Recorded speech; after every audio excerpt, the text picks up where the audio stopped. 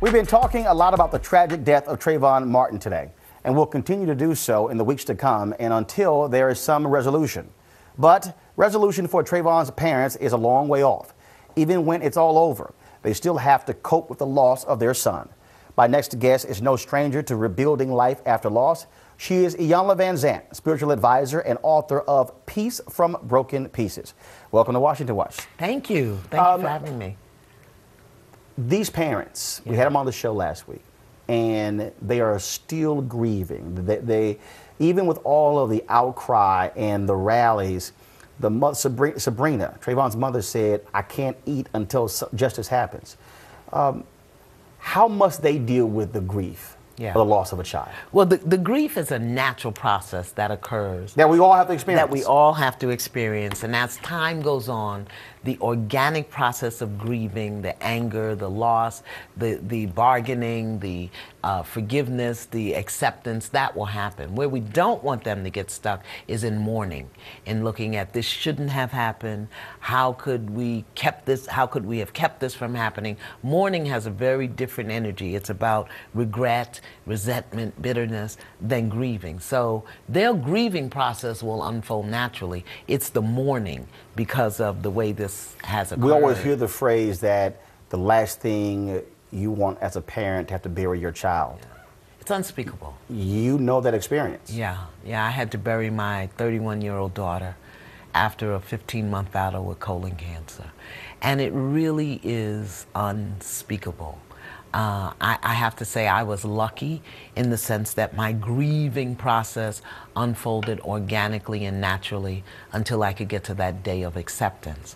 I think with Trayvon's parents, with all of the attention and the energy around the circumstances of his death, we just want to hold them up so that they don't get stuck in the regret and the bitterness of the loss. When you talk about that process, I mean, obviously that's losing a child, but also there's another process when someone has been on top of the world and all of a sudden everything around them begins to crumble and go away, and now they're left with, man, I need to make sense of all of this. Yeah. You also talk about that in the book as well. I mean, because look, I mean, you were there. I mean, the conferences, the speeches, the TV show, I mean, all that stuff, and all of a sudden falls apart.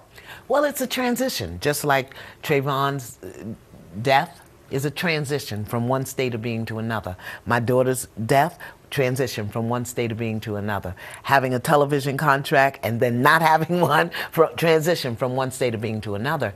And what our grounding is, what our center is, will determine how we move through that transition. So those are the things that I talk about in the book. What helps us make transition, what keeps us from making transition. And particularly in our community, the community of African American people, there are certain patterns and pathologies that make certain transitions very difficult. We've been here before with Trayvon.